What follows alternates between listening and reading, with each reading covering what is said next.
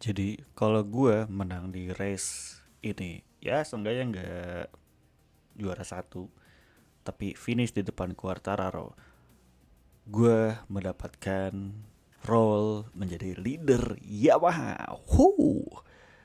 Kita lihat saja di GP Jerez ini, siapa nih yang finish di depan dari pembalap Yamaha. Kita lihat saja. Seperti biasa, karena ranking si Yamaha ini masih C, jadi banyak ngobrolnya sama mekanik gitu. Ya pasti kan ingin pengembangan yang edun terhadap motor ya, dan mereka juga pengen gitu juara dunia. Masa kalah sama tim satelit gitu, nggak juara-juara gitu mereka sebagai pabrikan.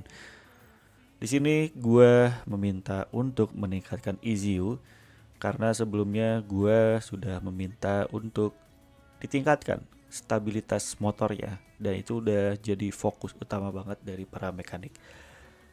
Ya, kenapa gue minta ICU biar ada peningkatan lah untuk di sesi tes habis race ini.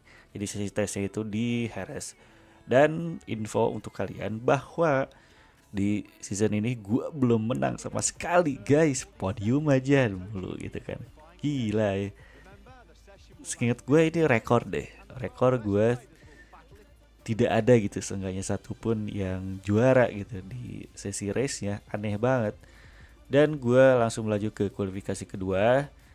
Ya lihat sendiri, Marc Marquez dan Jorge Martin itu ada di posisi bontot ya, karena mereka harus berjuang dulu di Q1. Ya itu lumayan berat lah di Q1 tuh, pasti semua orang juga pengen gitu masuk Q2 biar dapat startnya lebih bagus. Tapi ya balik lagi ya ke settingan motor dan skill pembalap gitu.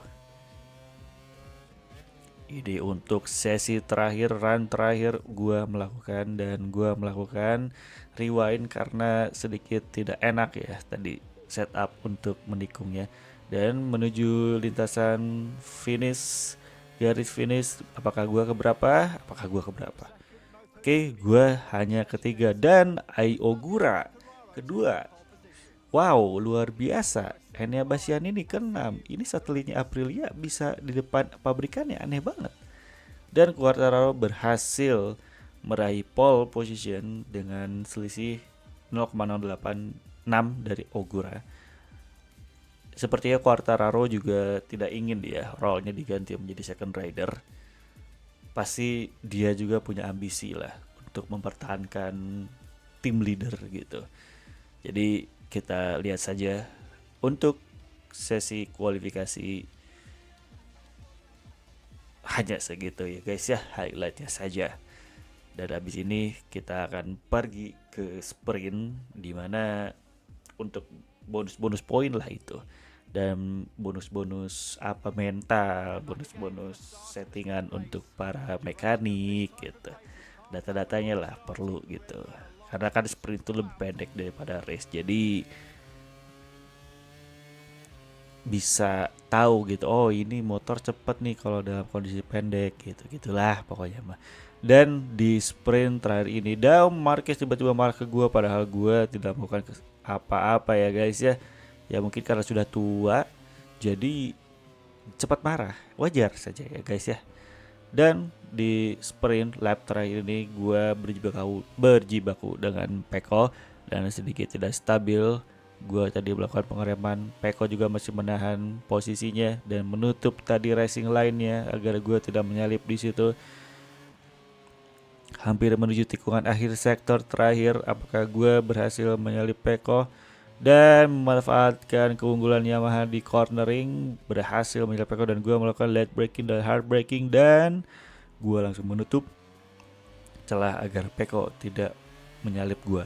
Quartararo juara sprint diikuti oleh Ogura dan gue gitu.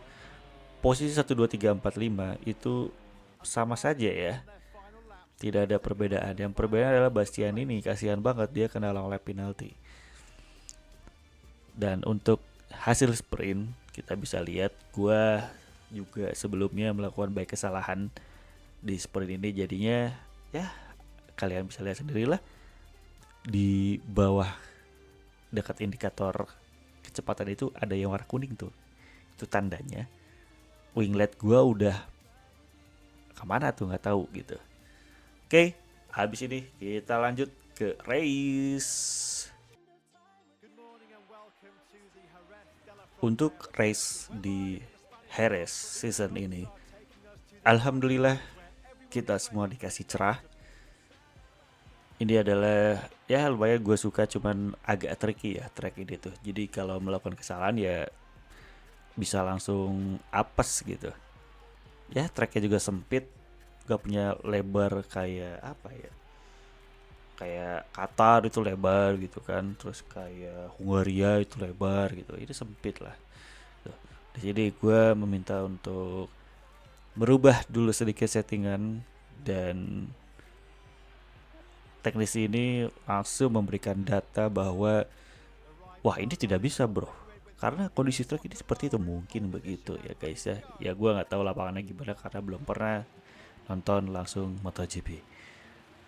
Oke, Rifan Ahmad bersiap untuk melakukan start dan sedikit telat sayang sekali, dan Peko dan Marc Marquez, Bastian ini juga berhasil menyerap gua dan gua langsung ambil dari sisi luar seperti biasa, dan apaan itu, dan Quartararo sayang sekali dia melebar dan posisinya diambil alih oleh Peko dan Marquez. Dua Ducati yang start dari belakang itu dia bisa langsung ke posisi depan, gila juga nih. Dan gue melakukan rewind agar tidak terjadi tabrak-tabrakan seperti itu, dan gue berhasil menyelip Quartararo. Ogura mempertahankan posisinya nggak seperti sebelum rewind. Peko membayang-bayangi Ai Ogura, apakah Ai Ogura bakal deg-degan dibayangin Peko. Tuh bad sekali di Ai Ogura nih, gila, keren keren keren. Dan RHD-nya lah tadi kepencet ya sebenarnya guys, sebenarnya tidak enak ya RHD-nya di situ. Ai Ogura melebar, Peko masih menjaga posisi dan gua langsung menyelip Peko, dan kita lihat siapa yang cepat. Aduh, lihat Ducati cepat banget dan gua melakukan hard braking dan late braking. Peko melebar dan gua tidak melebar, bisa memanfaatkan momentum Peko melebar sedikit tadi. Dan sekarang sudah di belakang Ai Ogura. Quartararo sudah ada di posisi kelima, sayang sekali ya dia melakukan kesalahan di tikungan pertama. Walaupun startnya bagus, tapi percuma gitu, tikungan pertama melakukan kesalahan tuh ya udah gitu. Apes, susah dia ngejarnya. Kalau gue melakukan kesalahannya di start gitu. Tapi tikungan pertama ya jarang-jarang lah. Ya kecuali rewind ya gitu. Tapi ya gue pelan-pelan lah untuk belajar tidak menggunakan rewind gitu guys. Tolong maklumi karena gue adalah pemula. Memasuki tikungan akhir dan menuju lintasan lurus, exit corner, dan RHD nyala. Karena di Jerez ini tracknya pendek, jadi ya memanfaatkan slipstream juga nggak terlalu ngaruh-ngaruh banget lah. Sayang sekali finalis malah crash. Ada kemunduran dari prestasinya finalis ya. Waktu di Suzuki sebenarnya dia oke, di Yamaha ya lumayan gitu kan. Cuman ketika dia pindah gitu, itu lumayan bener-bener apes sebagai dia gitu. Pak Acosta kena long lap penalty guys.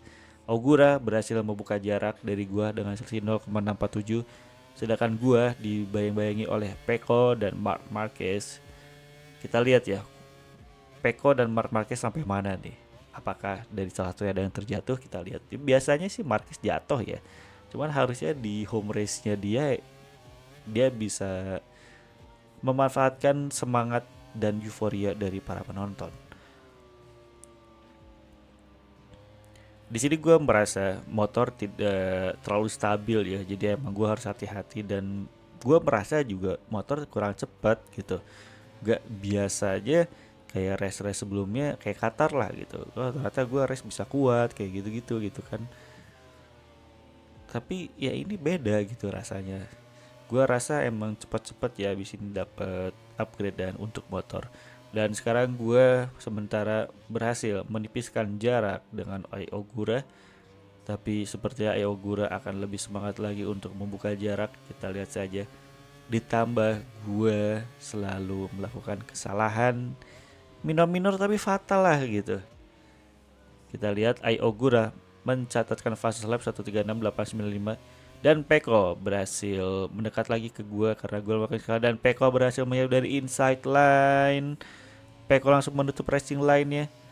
Apakah gua bisa menyalip lagi Peko, dan sekarang gua mendekat kembali dan sedikit agak menyentuh bagian belakang motor, dan sekarang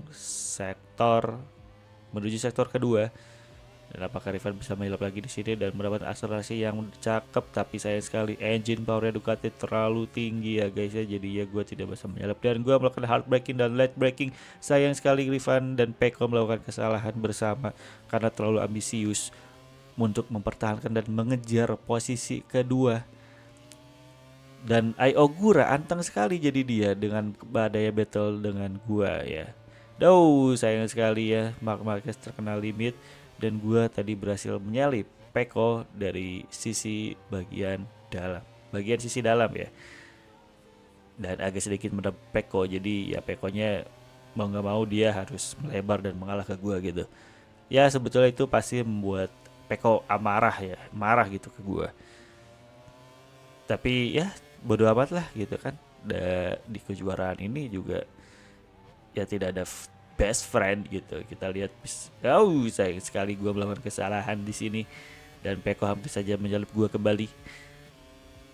Ya seperti Marquez dan Rossi lah, awalnya digadang-gadang bestie gitu, tapi taunya ada kejadian 2015 jadinya betul-betul musuh anjir gitu.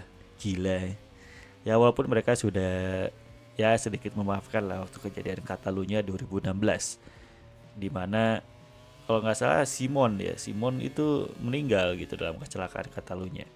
Ya gue lupa lah namanya siapa, jadi tolong koreksi di kolom komentar siapa yang meninggal. Dan gue battle dengan Peko untuk memperebutkan posisi kedua. Gue tadi sedikit menyentuh lagi bagian Peko dan Peko masih bisa mempertahankan motornya. Sekarang late braking dan hard braking dari Rifan membuat Peko melebar dan gua juga melebar ya guys ya.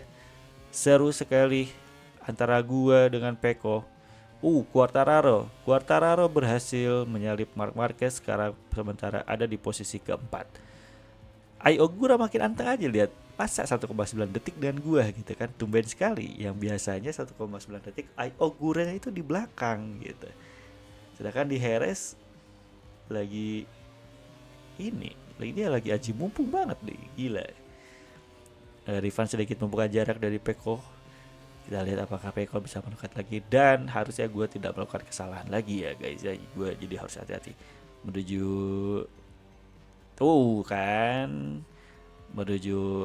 tikungan terakhir juga gue melakukan kesalahan, jadi ya seperti barusan.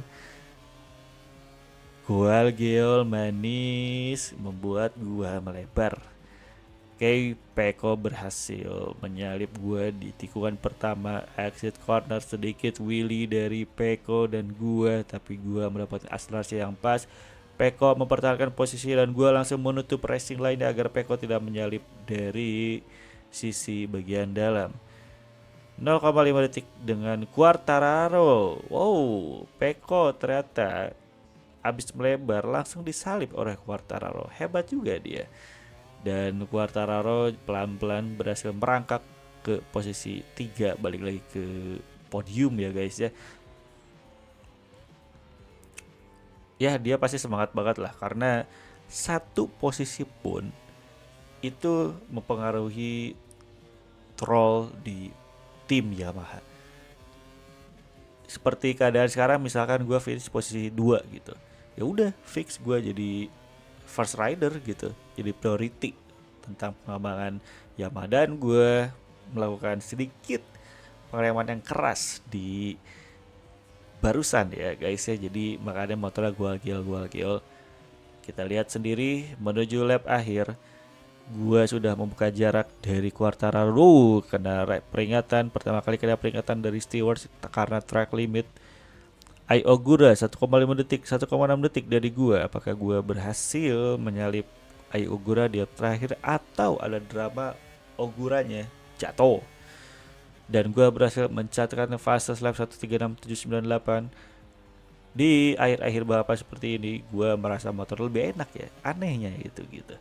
Dan sekarang tingkat kausan ban juga tidak terlalu parah seperti di Qatar ya guys ya. Menuju lap akhir, kok menuju lap akhir, dan sudah di lap akhir gue terkena track limit lagi dan gue berusaha untuk mengejar Ai Ogura dan mempertahankan posisi dari Quartararo. Karena ini hidup dan mati ya, kalau gue masih tetap jadi second rider ya agak sulit lah untuk berkembang gitu, dan sulit lah mekanik untuk mendengarkan gue gitu, karena pasti mekanik bikinnya satu motor dulu gitu buat berdua, apa terbaiknya gitu kan. Oke, sebentar lagi memasuki sektor ketiga, dimana ini adalah sedikit keunggulan Yamaha ya guys ya. Ya sebetulnya Heres ini Yamaha lah unggul.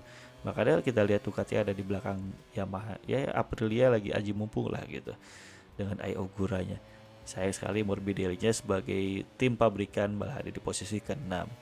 Berarti kan sudah sangat jelas tuh dari settingan motornya harus pas. Oke, sektor ketiga hampir selesai. Hampir saja Quartararo mendekat sekali tadi dengan jarak yang sama dengan Ogura. Sepertinya dia benar-benar all out banget di situ. Dan menuju garis finish RHD, gua berhasil pole finish di posisi kedua dan belum berhasil punya piala nomor 1 di season ini. Ai Ogura, selamat Ai Ogura. Dia bisa juara 1 dan menurut gue ini pertama kali Ai Ogura juara di MotoGP ya. Ya tim Yamaha mah ngebantu aja lu gitu kan, dengan battle ya gue dengan Peko lu bisa anteng gitu. Bayangin kalau nggak ada battle itu pasti gue yang menang. Jadi Ai Ogura sama-sama.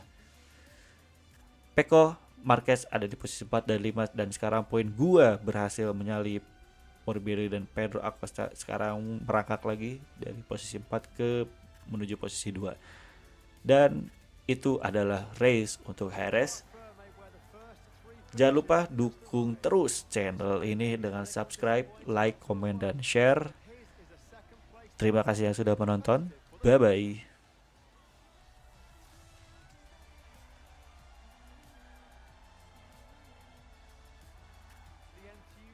Of MotoGP fans is, as always, overwhelming. Today's result is made even more exciting by the size of the crowd for the 3